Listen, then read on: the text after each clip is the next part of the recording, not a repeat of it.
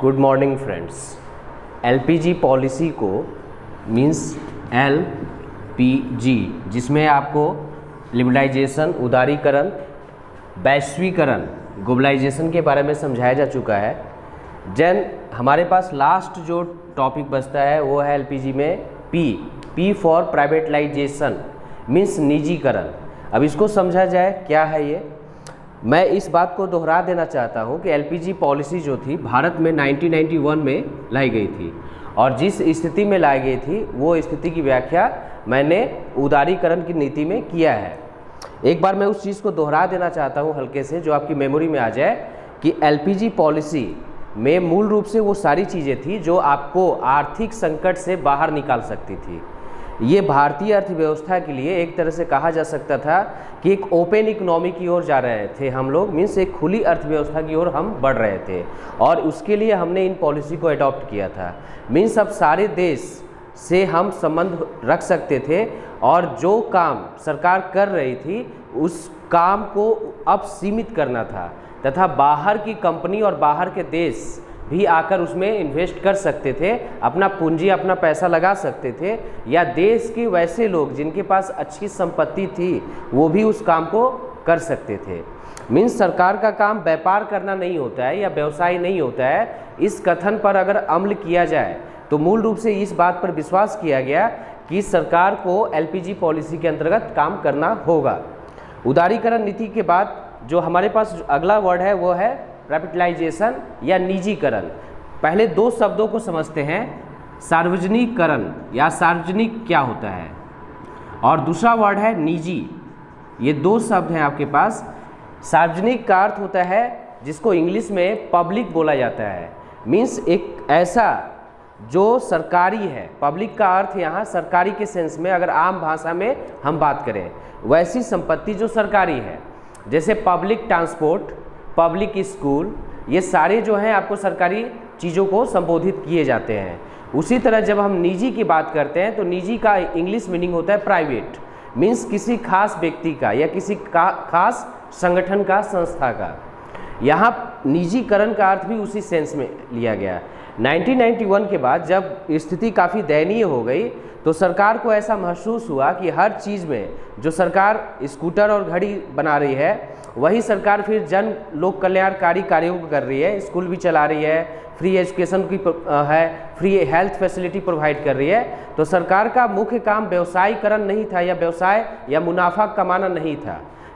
सरकार का मुख्य काम लोगों के लिए लोकतांत्रिक व्यवस्था में एक ऐसा सिस्टम बनाना था जहां स्वतः नई सुविधाएं लोगों को प्राप्त हो। तो यहाँ पर एलपीजी पॉलिसी के अंतर्गत निजीकरण को अपनाया गया। निजीकरण का अर्थ हो गया कि सार्वजनिक सेक्टर के या जो सरकारी या सरकार के अधीन वो सारे कंपनी, वो सारे व्यवसाय में सरकार ने उसको स्थानांतरित किया, उसको ट्रांसफ़र किया आपको निजी सेक्टर को। निजी सेक्टर भी वहाँ काम कर सकते थे, उनके लिए भी अब दरवाजे खुले।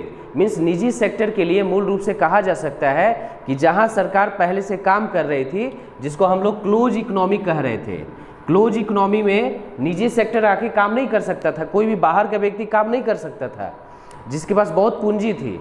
लेकिन सरकार ने धीरे धीरे इसको खोलना शुरू किया, और बाहर की कंपनियां या बाहर के व्यक्ति आकर अब उसमें काम कर सकते थे।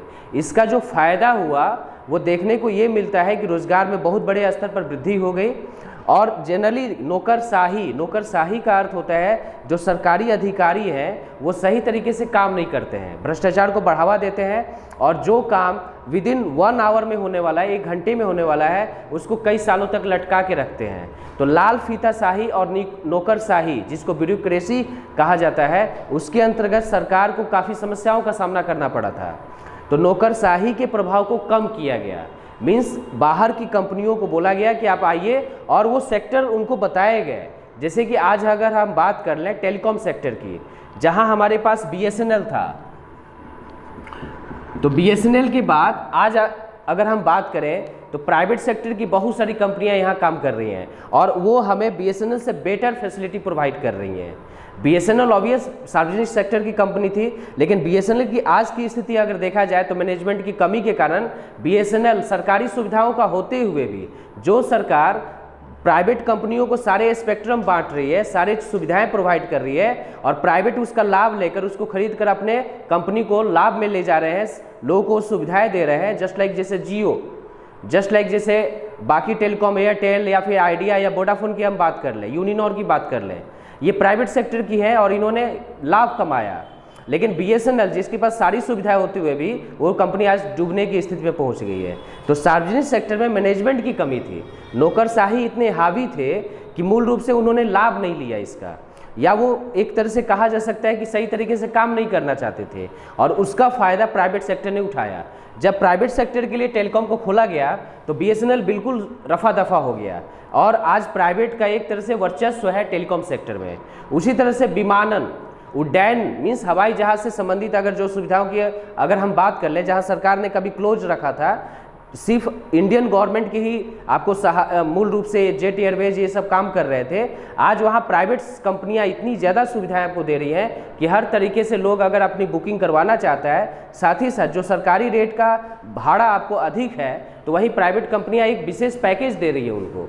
तो ये दिखाता है कि हर सेक्टर में, ये सिर्फ दो ही सेक्टर का उदाहरण नहीं है, हर सेक्टर में आप देख सकते हैं कि प्राइवेटाइजेशन से सिर्फ इंसान को फायदा ही नहीं हुआ है, बल्कि आपके पास ऑप्शंस भी आए, गुणवत्ता सुधार हुआ है। जिस चीज़ की हम डिमांड करते हैं उसकी अलग अलग कंपनियां, उसकी अलग अलग वैरायटी है। सरसों तेल आपके पास है, और सरसों तेल की वैरायटीज अगर देखें तो दाम उनका अलग अलग है और वैरायटीज़ भी आपको नज़र आती है। एक सिंपल सा नमक की अगर बात कर लें तो उसमें भी हमको अलग अलग वैरायटीज नज़र आती हैं। तो ये है प्राइवेटाइजेशन के आने का मूल लाभ, जिससे कि रोजगार में तो वृद्धि हुई ही, रोजगारमुखी व्यवस्था को हमने जन्म दिया, आर्थिक व्यवस्था को बूम करवाया। जो हमारी इकोनॉमी नीचे जा रही थी सार्वजनिक सेक्टर के कारण, सार्वजनिक सेक्टर की सभी कंपनियां जो हैं, जैसे नवरत्न कंपनी की जो हम बात कर रहे हैं, नवरत्न कंपनी घाटे में नहीं जा रही है, मैनेजमेंट उनका सही है, बोर्ड ऑफ डायरेक्टर उनके अच्छे वर्क कर रहे हैं, सरकार की पकड़ उन पर बनी हुई है। तो यहाँ तो सवाल अब सरकार के लिए बन जाता है कि प्राइवेटाइजेशन की तरफ अगर सरकार जा रही है और वही सरकारी कंपनी या सार्वजनिक कंपनी उनको लाभ दे रही है, तो प्राइवेटाइजेशन की एक सबसे बड़ी आलोचना ये हो जाती है कि सरकार फिर क्यों गई। तो फिर सवाल मैं दोहराना यह चाहूँगा कि सरकार का काम व्यवसायीकरण नहीं हो सकता, सरकार कभी भी व्यापार नहीं कर सकती है। सरकार अपने कामों को सीमित करे और जनता के कल्याण के लिए वो काम करे, ये उसका उचित मूल कहा जा सकता है, हो सकता है लोकतंत्र का। तो लोकतंत्र की जो जड़ें हैं वो प्राइवेटाइजेशन में नहीं है। इसके बाद भी प्राइवेटाइजेशन जो थी, चाहे हमने मजबूरी में ही क्यों नहीं अपनाया है, लेकिन ये उस समय की मांग थी। अगर हम इस डिमांड के अनुसार नहीं बढ़ते तो भारत आज के समय में कहीं भी टिकता नज़र नहीं आता आर्थिक व्यवस्था में। वर्ल्ड इकोनॉमी में जो हम एक भविष्य देख रहे हैं 5 ट्रिलियन की, या फिर एक तरह से सुपर इकोनॉमी की, जहां हम आर्थिक व्यवस्था में अमेरिका को चुनौती दे सके, चाइना को चुनौती दे सके, तो उसके लिए हमको प्राइवेटाइजेशन या निजीकरण की आवश्यकता थी। निजी सेक्टर के आने से आप हर सेक्टर में देख सकते हैं, मोबाइल से लेकर दवा बनाने वाली कंपनी, हर तरीके से आपको वहाँ कंपटीशन है, और कंपटीशन होने से गुणवत्ता में सुधार है, लोगों के पास ऑप्शन आ रहे हैं। अब कंपनियों ने अपने प्रोडक्ट को बेचने के लिए तरह तरह के चीज़ों को निकाला है, जैसे उनके सेशन पैक। अगर आप शैम्पू के बड़े पैक को ले रहे हैं, 300-400 तक नहीं है और आप उसके लिए कैपेबल नहीं, आप नहीं खरीद सकते हैं, तो 1.5 रुपया और 3 रुपये के सेशन पैक आ रहे हैं। उसी तरह बहुत सारी चीज़ें हैं जो आप 5 रुपया 2 रुपया में खरीद पा रहे हैं। ये प्राइवेटाइजेशन का ही नतीजा है कि उसकी पहुंच या उन प्रोडक्ट की पहुंच जो है आम आदमी तक हुई है। सार्वजनिक सेक्टर की कंपनियां शायद ही इस तरह की चीज़ें को ला सकती थी। सरकारी नियम कानून इतने जटिल होते हैं कि उसको तोड़ना बहुत मुश्किल था। जैसे कि उदारीकरण में मैंने बताया आपको कि लाइसेंस राज इतना जटिल होता था कि बहुत सारी कंपनी काम ही करना नहीं चाहती थी, और उसका नतीजा आपके सामने है। बहुत सारे पब्लिक सेक्टर की कंपनियां अच्छे काम नहीं कर पा रही हैं और वो डूबती हुई नजर आ रही हैं, या तो सरकारी इच्छा शक्ति का अभाव कहें। अब समस्या का समाधान की अगर बात करें तो ये बिल्कुल कहा जा सकता है कि क्या निजीकरण ही समस्या का समाधान है? तो जी नहीं, बिल्कुल नहीं। जिस तरह भारतीय अर्थव्यवस्था में हम संयुक्त अर्थव्यवस्था या मिश्रित अर्थव्यवस्था की बात करते हैं, जहां सार्वजनिक सेक्टर और निजी सेक्टर दोनों मिलकर काम कर सकते हैं, तो वहां पर आपको दोनों को बैलेंस करके चलना पड़ेगा। सामरिक स्थिति में अब जैसे हथियार बनाने वाली, तो वहां हम कभी भी निजीकरण नहीं कर सकते हैं। जिस तरह रेलवे के लिए हम बोल रहे थे, रेलवे में भी आप निजीकरण अभी तक नहीं कर पाए हैं। देन कृषि व्यवस्था को लेकर अगर उर्वरक बनाना है, खाद बनाना है, तो उस तरह से आप एग्रीकल्चर में भी अगर प्राइवेट सेक्टर को इन्वेस्टमेंट के लिए लाते हैं तो कुछ मुनाफा आप दे सकते हैं, लेकिन लॉन्ग टर्म के लिए वो आपको नुकसान देगा। क्योंकि जब मुनाफा आप देने जाइएगा तो आपको सब्सिडी का इतना बर्डन आएगा, सब्सिडी इतना ज़्यादा देना पड़ेगा कि आपके लिए नुकसानदायी होगा। उसी तरह हथियार बनाने के सेक्टर में अगर दूसरी कंपनियों को लाते हैं तो इसकी कोई गारंटी नहीं है कि आपका हथियार का फॉर्मूला दूसरे देशों को प्राइवेट कंपनियां नहीं बेचेंगी। तो कुछ सेक्टर को हम सिक्योर कर सकते हैं, वहाँ सार्वजनिक सेक्टर काम करे, लेकिन बाकी चीज़ों को हम खोल सकते हैं निजीकरण के लिए। अगर एक लिमिटेशन के लिए खोला जाए, जैसे कि मान लीजिए किसी कंपनी में 100% शेयर होल्डिंग है और वहाँ 30% करके ही हम निजीकरण करते हैं, तो इससे एक अच्छा प्रबंध हम दे सकते हैं, मीन्स मैनेजमेंट अच्छा हो सकता है और मालिकाना हक गवर्नमेंट अपने पास रख सकती है। अगर उस कंडीशन में भी गवर्नमेंट को लगता है कि नहीं और अच्छे इंप्रूवमेंट की ज़रूरत है, तो हम 51% वहाँ पर निजीकरण कर सकते हैं। अब मालिकाना हक निजी व्यक्ति के हाथ में आ गया और ऑब्वियस गवर्नमेंट की संस्था होते हुए भी वहाँ निजीकरण होते हुए एक अच्छा मुनाफा मैनेजमेंट हम दे सकते हैं। तो ये सारी चीज़ों को वेल प्लानिंग तरीके से अगर किया जाए तो उसमें किसी तरह की कोई समस्या नहीं है। लेकिन हाँ, निजीकरण जैसे मैंने पहले ही बोला कि ये समस्या का समाधान नहीं हो सकता है। ये बिल्कुल आर्थिक व्यवस्था में एक रास्ता था जिसको हमने अपनाया, लेकिन इस पर भी आज भी किसी भी देश को, इवन भारत जैसे वैसे देश जो अभी विकासशील हैं, जिन्होंने अपनी विकसित अवस्था को देखा नहीं है, उनके लिए फूक फूक कर कदम रखने की जरूरत है। क्योंकि निजी व्यक्ति का मूल मंत्र होता है खुद का लाभ कमाना, या निजीकरण का मूल मंत्र है लाभ कमाना। तो लाभ कमाने के चक्कर में पता चलता है कि जनता का शोषण होना शुरू हो जाता है, महंगाई ऊंचे दर पर चली जाती है, और अगर इन्फ्लेशन या महंगाई ऊंचे दर पर जाएगी तो उसके बाद रिसेशन, मंदी का दौर शुरू हो जाता है। केंद्रीय बैंक जो होते हैं, आरबीआई जैसे बैंक जो होते हैं, वो अपने मौद्रिक नीति से इसको कंट्रोल करने का प्रयास करते हैं, लेकिन कंपनी चूंकि प्राइवेट सेक्टर की इतनी हावी होती है कि उस चीज़ को नहीं। इसका अमेरिका उदाहरण है, 2008 में जो सब प्राइम फैक्टर अमेरिका में आया था, वो उसका उदाहरण है कि वहाँ की प्राइवेट कंपनियों ने जो होम लोन बांटा था उसको वहाँ की सेंट्रल बैंक या फेडरल बैंक ने कंट्रोल नहीं कर पाया। तो सरकार को एक सीमित अवस्था में इस चीज़ों को खोलना चाहिए, लेकिन उसकी नज़र भी होनी चाहिए, उसकी एक पारखी नज़र होनी चाहिए, और हर साल इनका ऑडिट होना चाहिए, कैलकुलेशन होना चाहिए। हर 5 सालों पर, जिस तरह हम पंचवर्षीय योजना की बात करते हैं, उस तरह भी हम व्यवस्था कर सकते हैं, जहाँ प्राइवेटाइजेशन का क्या रिजल्ट हमको मिला, किस क्षेत्र में रिजल्ट कितना अच्छा आया है, ये चीज़ भी देखना है। एक उदाहरण मैं यहाँ देना चाहूँगा शिक्षा का। गवर्नमेंट ने शिक्षा के क्षेत्र में प्राइवेट स्कूलों को अनुमति दी या प्राइवेटाइजेशन की व्यवस्था कर दी, लेकिन अब सवाल ये है कि जो फीस बढ़ा है, जिस तेज़ी से फीस स्ट्रक्चर वो लोग क्रिएट किए हैं, और एक तरह से माफियागिरी शुरू हुआ है, मीन्स बुक भी वही देंगे, बुक आप बाहर से नहीं ले सकते हैं। तो एक गरीब आदमी, अगर बीपीएल आदमी चाहेगा कि वो इसको अपने बच्चे को वहाँ स्कूल में पढ़ाए, उसके लिए बहुत मुश्किल है।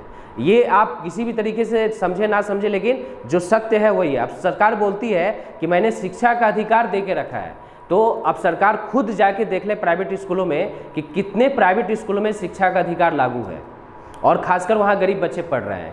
मैं उदाहरण देना चाहूँगा हिंदू की एक रिपोर्टिंग का। चेन्नई के एक स्कूल में 25% बच्चों की पहचान के लिए, जो उसने शिक्षा का अधिकार वहाँ दे रखा था, उनकी पहचान के लिए उसने बच्चों के बाल मुड़वा दिए थे, और उनको एक अलग सिंबल तैयार किया था, चिन्ह तैयार किया था कि ये वैसे बच्चे हैं जो बीपीएल फैमिली से आते हैं और इसको हम पढ़ा रहे हैं।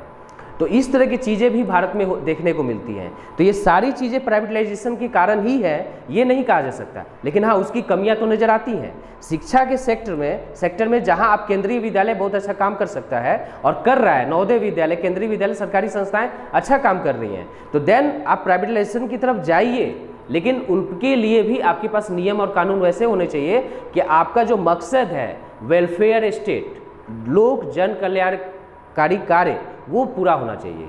मीन्स आप व्यवसाय मत कीजिए, आप व्यापार मत कीजिए, लेकिन आप अगर खोल देते हैं, कोरोना काल में जनरली आप पेरेंट्स की शिकायत सुनते होंगे कि सारा चीज़ बंद है, स्कूल में बच्चे कभी गए नहीं 2 साल से, उसके बाद भी उनको फी भरना पड़ रहा है, और ये सारी चीज़ें दिखाती हैं प्राइवेटाइजेशन के निगेटिव चीज़ को। ये हर जगह है। आप दवा के लिए भी जान सकते हैं, दवा का कमीशन इतना हाई होता है प्राइवेटाइजेशन के कारण कि आप अगर 2 रुपया की टेबलेट खरीद रहे हैं, लेकिन आपको पता नहीं है कि 2 रुपया में बना हुआ है, और वो आपको 200 में मिल रहा है।